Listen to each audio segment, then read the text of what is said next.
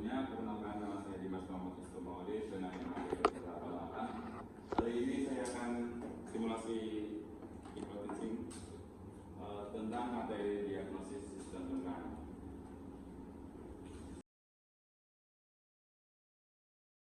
Baik, assalamualaikum warahmatullahi wabarakatuh. Sebelum memulai pembelajaran pada siang hari ini, alangkah baiknya kita berdoa menurut kepercayaan agama masing-masing terlebih dahulu ya. Berdoa dipersilakan. Baik, berdoa selesai. Ya, gimana kabar murid-murid semuanya nih? Baik. Untuk perkuliahan untuk kelas hari ini ada kendala kan kalian? Belum ya? Baru kali ini ya? Ya, jadi pada siang hari ini kalian akan mempelajari mengenai materi diagnosis sistem dan penerangan. Ya, mohon maaf ada kendala. Ya, teman-teman ini udah sebelumnya udah mengenal belum sih sistem penerangan itu apa? Belum ya? Belum. Berarti kan sudah simak ya? Baik, sebelumnya mohon maaf tadi ada kendala sedikit. Ya, sistem penerangan adalah suatu sistem yang tersusun dari berbagai macam komponen disediakan dengan kabel-kabel pengantar yang saling berhubungan antara komponen satu dengan yang lainnya yang membentuk suatu sistem dengan fungsi yang berbeda-beda. Sistem penerangan pada kendaraan merupakan suatu sistem yang sangat penting untuk keamanan dalam kendaraan. Contohnya ada yang tahu nggak sistem penerangan itu apa? Lampu utama, lampu jauh. Oke, ada lagi selain itu? Sen. Lampu dengan belok. Masih ada mungkin mau jawab? Lampu di. Ya, karena penerangan itu sistem penerangan harus bekerja dengan baik dan pentingnya kita mendiagnosis atau menganalisis gejala saat sistem penerangan itu sendiri mengalami kerusakan atau fungsi ya. Sebelumnya saya ingin memberitahu atau menanya kepada kalian yang belum tahu komponen-komponen sistem penerangan ini komponennya. Yang pertama itu, yang paling utama itu adalah lampu kepala ya. Lampu kepala itu fungsinya untuk penerangan pada malam hari. Kecuali di kendaraan bermotor, mungkin di kendaraan bermotor itu pada siang hari itu tidak, pada siang hari itu tetap menyala karena regulasinya seperti itu mungkin ya. Terus yang kedua itu ada di bagian depan lampu kepala itu ada ya lampu utama ini di sini terdiri dari lampu dekat, lampu jauh, terus di sini ada lampu kota juga. Lalu di sebelahnya lampu utama itu ada lampu tanda belok atau lampu sign yang sering kalian sebut itu mungkin. Kemudian lampu sign juga menjadi satu dengan lampu tanda bahaya atau hazard. Lalu kemudian di komponen selanjutnya itu di lampu di bagian belakang kendaraan yaitu lampu kombinasi belakang. Lampu kombinasi belakang ini mungkin teman-teman sudah ada yang tahu belum? Ini ada apa aja di lampu kombinasi belakang? Belum tahu ya? Ya, di lampu kombinasi belakang ini terdiri dari tiga lampu. Yang pertama itu ada lampu rem, terus di tengah ini ada lampu mundur, dan ada lampu sign juga menjadi satu. Dan lampu kombinasi belakang ini biasanya berfungsi untuk apa sih teman-teman? Untuk mundur ya. Jadi lampu kombinasi ini salah satu fungsinya yaitu untuk memberi tanda pada kendaraan di belakangnya. Saat teman-teman mungkin mengendarai kendaraan, ingin memperlambat kendaraan atau ingin belok kanan atau kiri, lampu belakang ini sangat wajib berfungsi. Lalu untuk selanjutnya itu selain lampu-lampu ini, kita di kabin juga ada lampu interior ya. Dan ada beberapa saklar di dalam interiornya ya, yaitu saklar kombinasi lampu tanda bahaya itu bisa di dashboard dan terdapat flasher juga biasanya untuk beberapa lampu.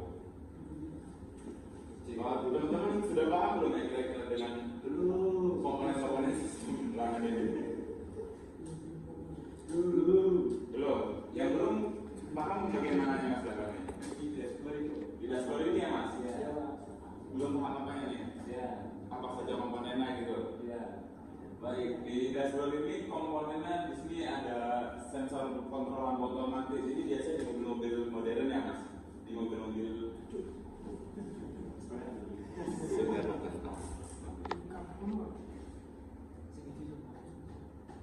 nah, ini sensor kontrol lampu otomatis itu opsional, jadi mobil-mobil modern itu kalau kita masuk kolong jembatan atau yang cahayanya redup, biasanya dia bakal menyalakan otomatis lampu utama. Lalu di sini ada untuk ketinggian lampu. Terus bakalan kunci kontak. Biasa kalau malam hari kita mau ini apa berkendara, kunci kontaknya itu kan karena nggak kelihatan ya, biasa ada batangannya. Ini ada yang belum paham lagi. Itu sensor kontrol lampu otomatis itu fungsinya beda lagi. Fungsinya ini buat ini mas, otomatis lampu. Biasanya mobil-mobil yang sudah pakai sensor ini lampunya otomatis mati saat siang hari. Biasanya ada errornya, ada yang nyala. Dan pada malam hari dia otomatis nyala sendiri tanpa harus kita tukar semua mobil. Itu lampunya yang lampu kepala. Lampu kepala, dia semua lampu ya. Ada lagi mungkin? Cukup ya? Ya, karena sistem penerangan itu sangat wajib, pastinya juga sistem penerangan pasti ada kendala atau kerusakan di panjangnya waktu kita pakai ya. Sepanjang waktu kita pakai itu bisa saja kendala. Dan sini yang sistem penerangan itu apa sih itu sistem penerangan menurut kalian? Sistem penerangan.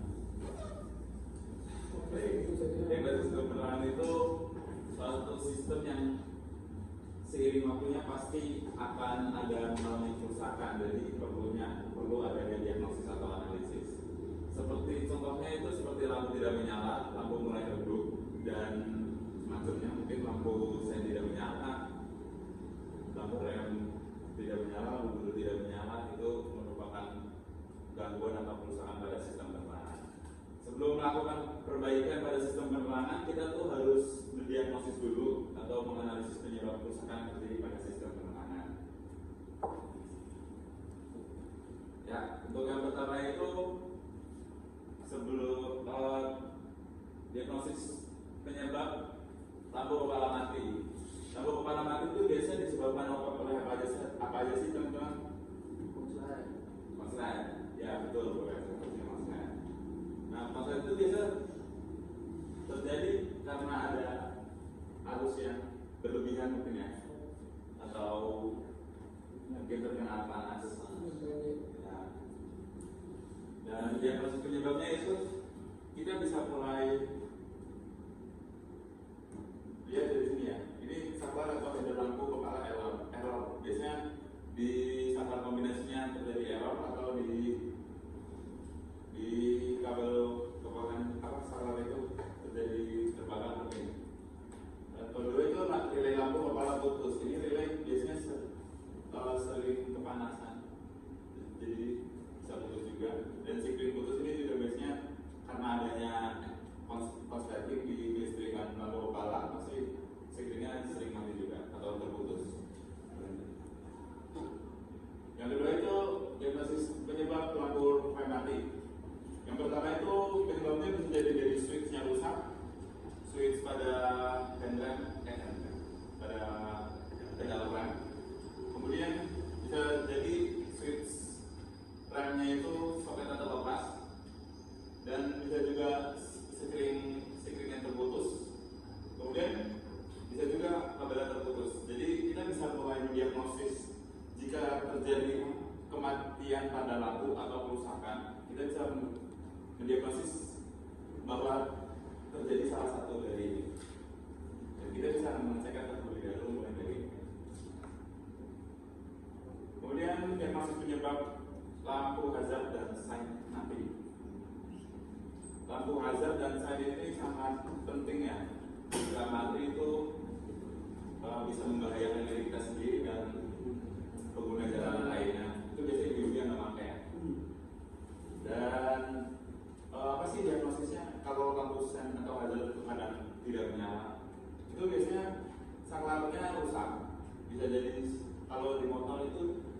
biasanya sering rusak atau pemasangan terbalik. Itu bisa menyebabkan lampu sen itu mati. Kemudian soket terlepas juga bisa menyebabkan lampu sen atau hazard tidak menyala. Kabel terputus juga bisa salah satunya. Kemudian sikring IG1 terputus. Ini lampu sen kan hubungannya dengan kunci kontak ya. Jika kunci kontak tidak nyala pasti lampu sen juga tidak menyala. Maka di sini ditulis sikring. Jika sikringnya tidak terputus, maka lampu sen otomatis tidak akan menyala. Kemudian sikring hazard putus dan flasher terjadi kerusakan seperti yang sebelumnya, yaitu flasher kena panas. Ya, untuk mendiagnosis kerusakan atau malfungsi pada sistem penerangan, kita pastinya membutuhkan alat-alat ya. Alat-alatnya salah satunya yang paling penting itu multimeter. Di sistem penerangan atau sistem lampunya menggunakan kabel, pastinya kita sangat butuh multimeter. Kemudian beberapa tools lainnya yaitu bisa ini palu tidak terlalu penting sebenarnya. Alat-alat lainnya itu ya bisa mulai dari obeng mungkin, terus tang potong dan sebagainya lagi. Ya mungkin teman-teman sudah paham atau belum? Belum. Penggunaan multimeternya gimana? Penggunaan multimeter, pertanyaan bagus sekali ya Pak. Penggunaan multimeter ini kan ada dua ya Mas. Ya. Ini satu pemasangan, satu positif. Nah, misalkan kita mau mengecek kontinuitas, pertama kita harus menyalakan dulu ya multimeter ke kontinuitas itu menggunakan ohm atau gitu? Ini Mas, DC ohm. Nggak tahu. Oke, belum masuk. Ya, kontinuitas itu menggunakan ohm ya Mas. Kita bisa set di baca atau kali 10. Nah itu penggunanya pertama itu yang kita hubungkan atau kita tempelkan pada kasar. Kemudian contohnya di power window ya. Di power window itu ada beberapa software. Kita untuk mengecek kontinuitas pada power window setelah power window tersebut yang hitam ini kita sambungkan kepada negatif atau masang. Kemudian yang lain kita sambungkan kepada sumber arus dari saklar tersebut. Jadi saat saklar dicek terjadi gerakan pada jarum ini, maka di situ terjadi kontinuitas. Ke depan. Baik. Mungkin ada yang belum paham lagi? Coba. Ya, untuk langkah-langkah perbaikannya itu pada dasarnya sistem perbaikan suatu komponen pada sistem penerangan diperlukan pengetahuan tentang jaringan kabel atau sirkuit ya. Sehingga kita bisa memahami juga memiliki pemahaman mengenai sirkuit di mana sistem penerangan itu memahami sirkuit sistem penerangan. Di sini ada langkah-langkah perbaikan. Saya akan menjelaskan salah satunya aja ya. Di sini contohnya, misalkan gangguannya itu lampu rem tidak menyala.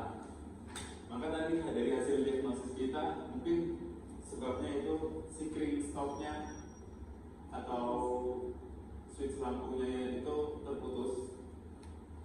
Jadi cara mengatasinya itu kalau sikringnya terputus itu bisa nggak disambung kabel kira-kira? Bisa. Jadi salah satu cara mengatasinya kalau tidak dengan akal-akalan itu dengan mengganti sikring dan periksa hubungan singkat dan periksa switch terbaik dan lakukan perbaikan sebelumnya. Nah dari teman-teman ini ada yang masih belum paham tentang langkah perbaikan?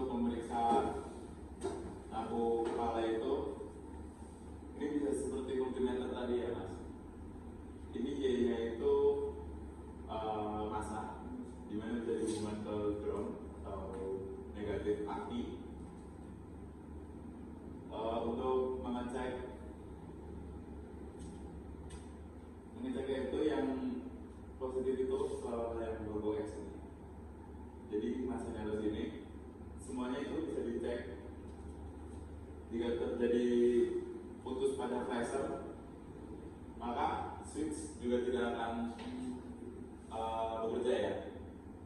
Tapi jika terjadi kerusakan pada di beberapa hubungan lampunya ini, di flasher atau switch itu masih akan tetap bekerja, tapi lampunya tidak akan menyala karena tidak ada hubungan di sini. Jadi kita bisa mengeceknya dengan ini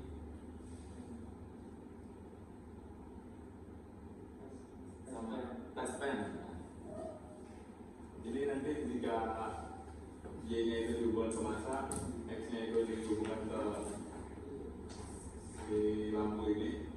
Jika touch pen tidak menyala, berarti ada kabel yang terputus.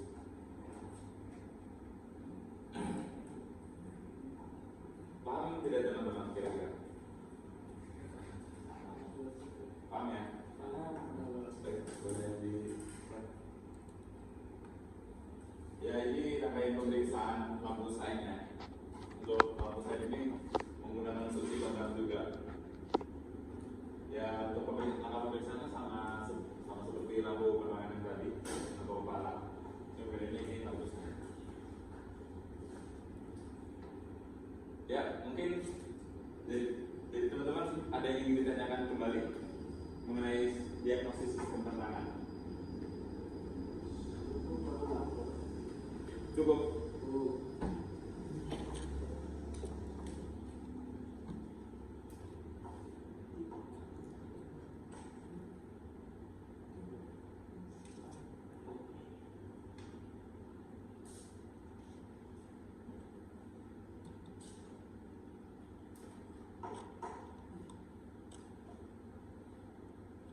Baik, jika cukup, mungkin saya ingin memberikan pertanyaan ya, untuk beberapa pertanyaan.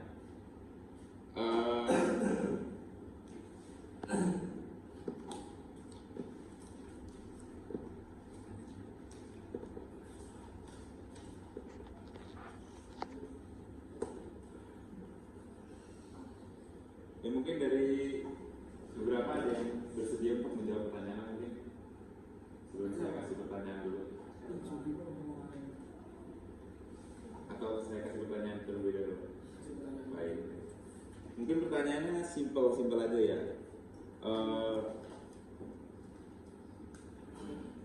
Pertanyaan pemahaman aja ya. Komponen apa saja komponen dari sistem penerangan kepala? Mungkin ada yang bisa menjawab?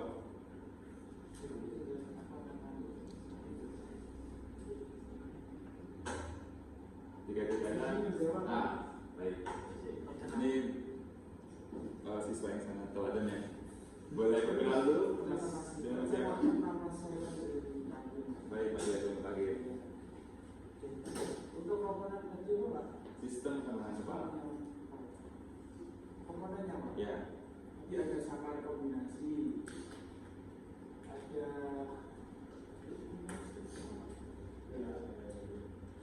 jaringan, Ya. kabel, Ya. terus ada sekring, Baik. sama lampunya sendiri. Lampu. Baik. Jadi api sama api. Cukup itu aja? Cukup. Baik. Terima kasih kepada Mas Zainal Mutakin ya. Boleh beri tepuk tangan untuk Mas Zainal Mutakin. Baik, untuk pertanyaan selanjutnya, langkah yang harus diambil jika sistem penerangan kepala mengalami malfungsi. Mungkin ada yang bisa jawab?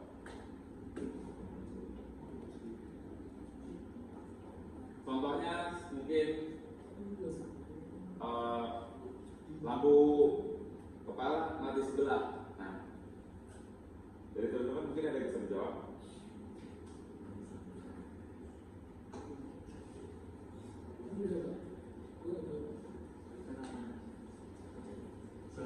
Izin menjawab, Mas. Ya, boleh. Perkenalkan, nama saya Andri Pusatyo dengan NIM 5204-2084. Baik, terima kasih Mas. Siswa dari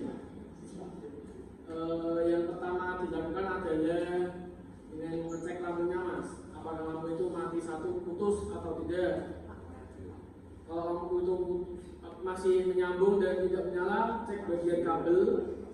Setelah itu tidur lagi ke bagian sekring. Kalau sekring tidak ada yang putus, langsung nyambung ke switch on off salah lampu. Cukup. Itu mas. Baik. Jawaban yang bagus dari Mas Bimo. Tepuk tangan untuk Mas Bimo semuanya. Ya, untuk jika terjadi kerusakan pada sistem lampu kepala atau lampu kepala yang satu, mungkin seperti yang Mas Bimo jelaskan tadi, itu benar, pasti salah satunya mengalami kendala.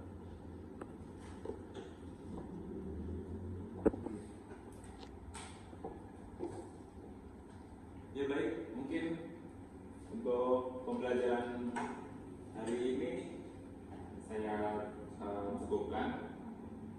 Untuk penugasan mungkin belum ada ya, masih awal ya.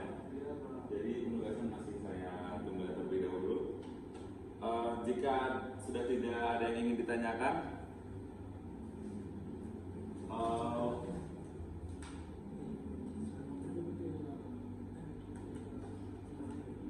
mungkin itu saja. Sebelum menutup kegiatan belajar pada hari ini, alangkah baiknya kita berdoa terlebih dahulu untuk mengakhiri kegiatan pembelajaran hari ini. Berdoa dimulai. Berdoa selesai. Ya, mungkin sekian dari saya. Pesan untuk teman-teman, hati-hati di jalan dan jangan lupa mengecek